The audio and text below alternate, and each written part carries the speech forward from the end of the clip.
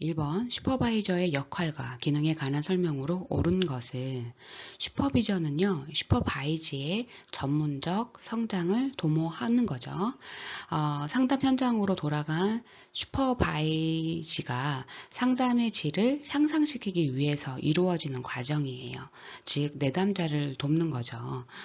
이때 슈퍼바이저의 역할과 기능은요, 여러 가지로 구분됩니다. 그리고 각각의 역할은 상황에 따라 적절하게 기능하게 되죠. 다음에 제시된 각 선택지를 차례차례 읽어가면서 그 역할과 기능에 관한 설명으로 옳은지 옳지 않는지 살펴보도록 하겠습니다. 1번 슈퍼바이저는 한 회기에 한 학기 역할에 충실하면 된다. 아니죠. 이건 옳은 설명이 아닙니다. 슈퍼바이저는요, 사항에 따라 여러 가지 역할을 한 회기에 동시에 수행할 수가 있어야 합니다. 즉, 한 회기에 필요하다면 교사일 수도 있고 자문가일 수도 있는 겁니다. 따라서 1번은 옳지 않는 설명입니다. 2번, 자문가 역할은 슈퍼바이지의 문제를 해결하거나 의사결정을 도울 때 사용한다. 옳습니다. 이 설명은 옳습니다. 따라서 1번의 답이 2번이 되겠네요. 자문가 역할은요, 문제를 해결하거나 중요한 의사결정을 내리는데 도움을 주기 위한 역할이므로 이 설명은 맞는 설명입니다. 3번, 교사 역할은 슈퍼바이지가 역전이 문제를 경험할 때 사용하면 효과적이다. 어떤가요? 아니죠. 역전이 문제를 다룰 때는 주로 자문가나 치료자 역할이 필요합니다. 교사 역할로는 적절하지 않는 설명입니다. 교사 역할은요, 상담 기술이나 이론적인 지식을 습득할 수 있도록 가르치는 역할인 거죠. 따라서 3번은 옳지 않은 설명입니다. 4번 평가자 역할. 평가자 역할은 슈퍼바이즈에게 힘을 북돋아 주는 것을 의미한다. 어떤가요? 평가자 역할은 말 그대로 상담 능력과 성과를 평가하는 것이죠. 힘을 북돋아 주는 것은 멘토 역할입니다. 따라서 이 설명도 옳지 않습니다. 5번, 멘토 역할은 슈퍼바이지가 사례에 대한 이해를 바탕으로 상담 목표 설정을 돕는 것이다. 이 설명도 옳지 않죠.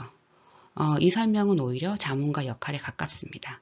따라서 옳은 설명은 2번, 자문가 역할은 슈퍼바이지의 문제를 해결하거나 의사결정을 도울 때 사용한다가 옳은 설명입니다.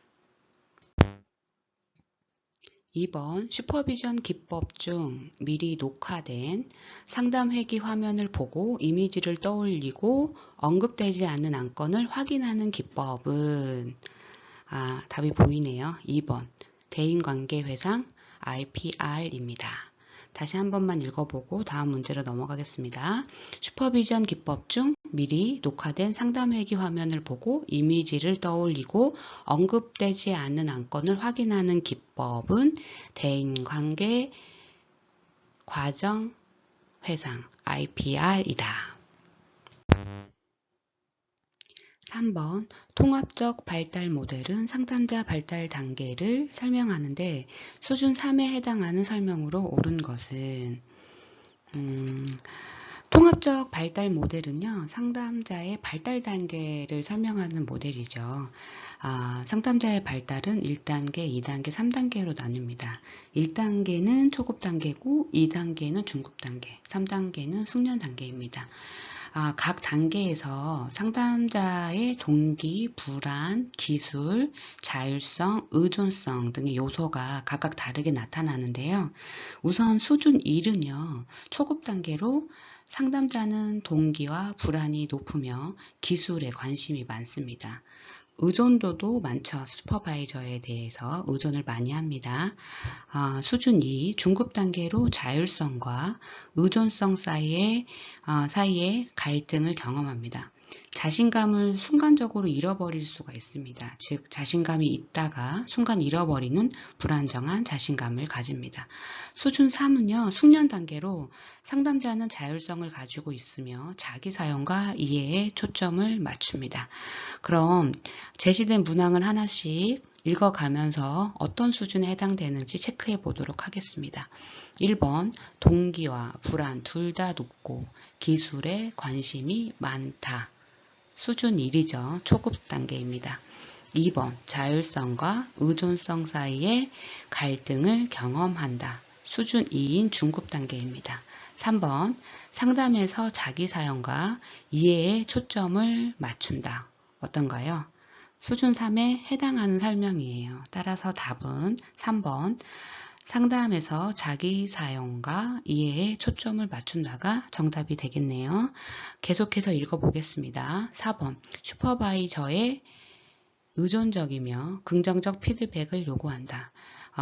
슈퍼바이저의 의존적인 건 수준 1이고요. 긍정적인 피드백을 요구하는 건 1과 2 모두 해당이 됩니다. 5번, 자신감이 있다가 다른 순간에는 자신감을 잃으며 상담 활동에 대한 동기가 동요된다. 이것은 수준 2에 해당되는 중급 단계입니다.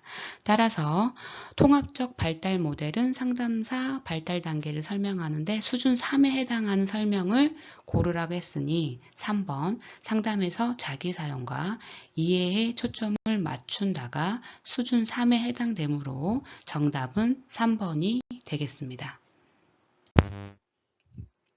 4번, 행동주의 슈퍼비전에 관한 설명으로 옳지 않은 것은, 행동주의적인 슈퍼비전은 어떤 단어들이 나와야 되죠? 슈퍼바이저가 목표를 설정한다. 실험적인 방법으로 행동을 상황적인 것으로, 구체적인 행동, 학습 결과, 행동 수정, 엄격한 평가, 훈련, 이런 단어들이 나와야 되는데요. 제시된 문항들을 차례차례 읽어가면서 설명으로 옳지 않는 것을 찾아보도록 하겠습니다. 1번, 슈퍼바이즈에게 무의식적 정신과정, 대상관계 등의 기술적 토대를 가르친다. 어떤가요? 무의식적 정신과정, 대상관계, 행동주의 슈퍼비전에 관한 설명이 아니죠. 무의식적 정신과정이라던가 대상관계 등의 이런 단어들은 정신분석, 슈퍼비전에 관한 설명으로 적합합니다.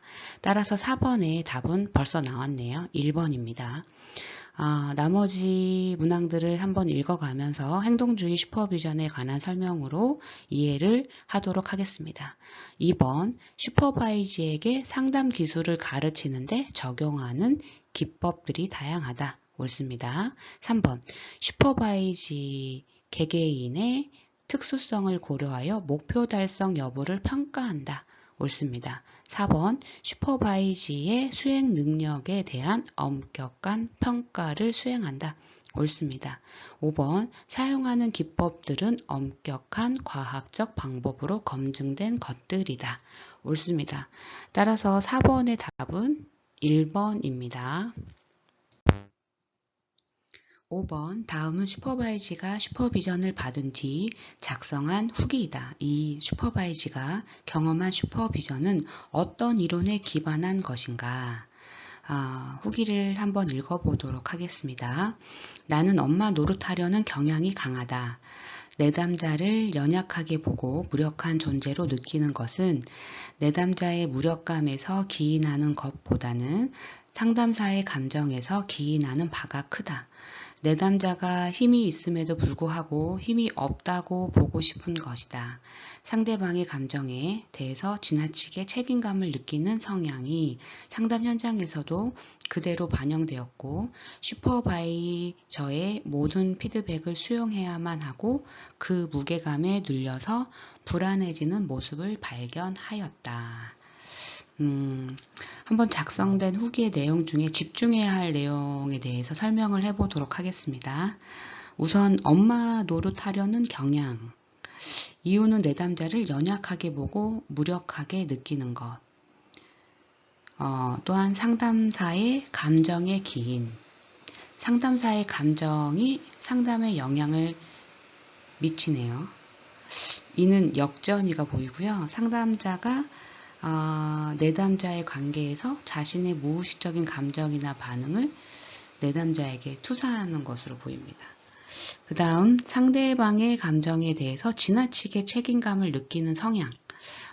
이것은 상담사 자신의 성향이 반영된 것, 역전이나 이런 자기성찰 이런 내용들이 보이고요. 또 슈퍼바이저의 피드백 수용, 모든 피드백을 수용하고 그로 인해 무게감에 눌려 불안감을 느끼는 모습. 슈퍼바이저의 피드백을 모두 수용하고 그로 인해 불안감을 느끼는 모습은 발달적 모델과 정신분석적 기법을 통해 이해할 수가 있겠습니다.